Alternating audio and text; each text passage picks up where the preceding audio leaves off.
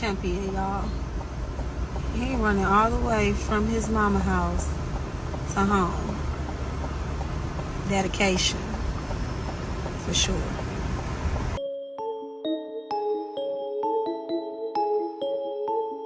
What's going on, you guys? So, got a couple of things to talk about in this video. Hit that like button for your boy Bushido Boxing TV. We over here right now for the time being until we get things squared away on Bushido Boxing. Hit that like button, subscribe to the channel, comment, hit that notification bell if you haven't done so already. Errol the Truth Big Fish Spence Jr. and Keith One Time Thurman has been agreed by the WBA. So not only did the WBC mandate the fight, but the WBA is on board with this fight happening.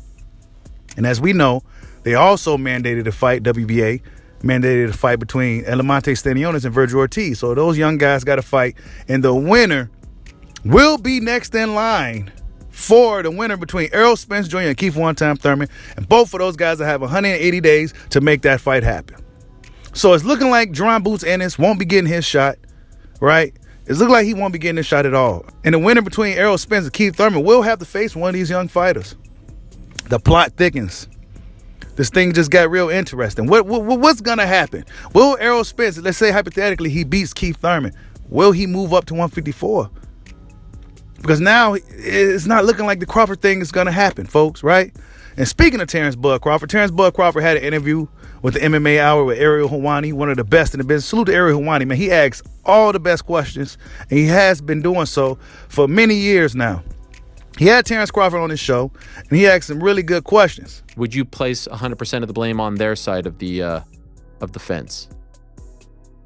Of course. I felt like I agreed to everything that I needed to agree to. I felt like I've done everything that I was supposed to do as, an independent fighter and get that fight made. So it's only so much that I can do. Was there ever a point where you thought this was going to happen? Like where you thought you were on the 1 yard line and you guys were finally going to bring this home? Like, was there a point? Because the way it was being reported was this is all but done. Internally, did you ever feel that way, or did you know better? Well, internally, I felt like the fight was already done. Wow. I felt like it was going to be, me versus him. But as time passed, I knew that, there was other plans and other things standing in the way of us fighting at that particular date. Did you feel like him and his team never really truly wanted to make this fight happen? Like they were just kind of, sending you the paperwork. It took weeks, as you said, like just all the roadblocks. Did you feel like they were kind of doing this for the media attention and all that, but truly deep down, they had no intention of making the fight happen? No, I think he wanted to fight. I think he, really wanted to fight. I think he still wants to fight, but, I don't know what's going on in, his team or whatnot. Only thing I can do is speak for myself and my team. And as you heard right there, Terrence Crawford said that the business of boxing ruined the fight. He don't blame Errol Spence. He believes that Errol Spence wants to fight, but he believes that his handlers, the PBC, Al Heyman, the powers that be, botched the fight. So now he has to move on with his career. And of course, he has a fight with David Averizian coming up. Terrence Crawford said this fight with Spence could still happen in 2023.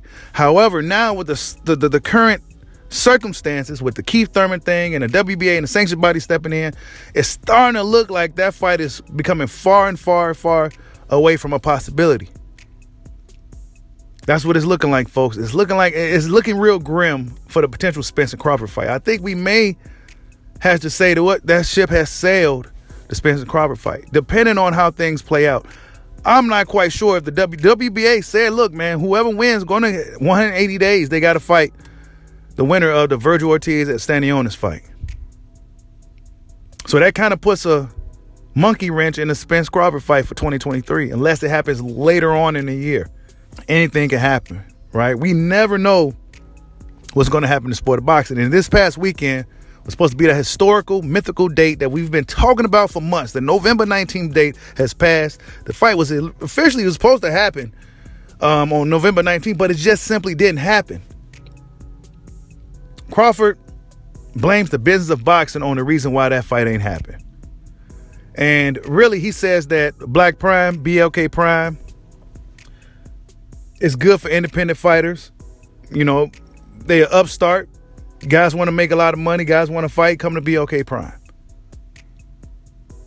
He also spoke about Bob Arum in his interview. He said he has no ill feelings towards Bob or Top Rank or anything like that. It was just business. Ariel Helwani asked all the great questions. Check out the full interview when you get a chance. But he did get annoyed by the Spence questions, right? He got annoyed by the Spence questions because that's just the thing, right? You know, the Spence fight is supposed to be the fight that we all was waiting for. Your boy Bushido got a whole playlist over almost 500 videos talking about that particular topic on the main dojo channel, Bushido Boxing. Go over there and subscribe if you ain't subscribed over there.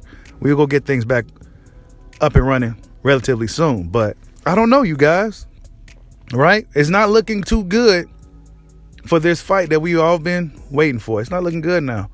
It may be a situation to where it really happens at 154 for no belts, you know, but it takes away some of the luster that it once had if it was for all the belts, right? It'll be a much more appealing fight if all the belts was on the line. Let's just be honest. It would be for undisputed welterweight 4-belt era in the welterweight division. It'll be a historical thing, but I don't know, man. Terrence Crawford strongly believes that Errol Spence handlers, for whatever reason, was drawing out this thing.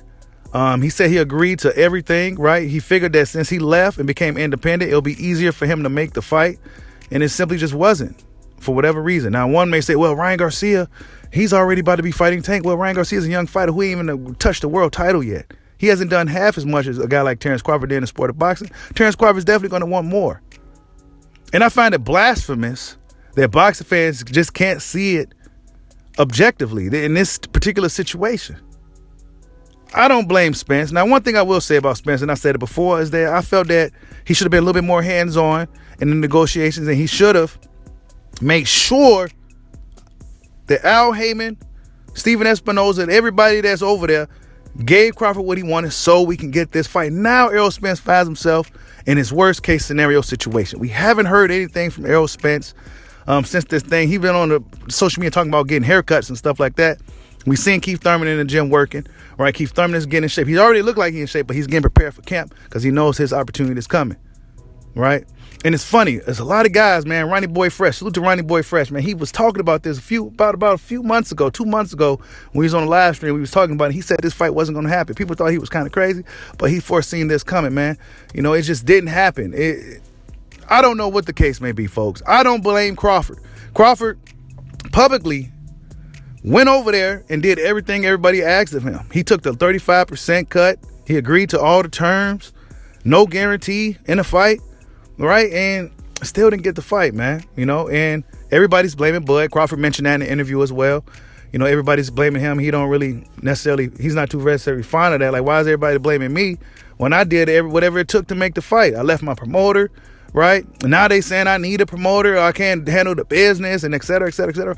Okay, if that's such a problem, why everybody come over there to BLK Prime then?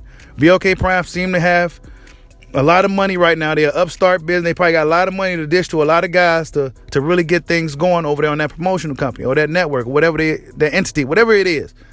Go over there and make something happen. Nah, they're not going to do that, man. So it's looking really ugly for the Spence Crawford fight that we all been talking about for years, man. It's unfortunate that it came to this.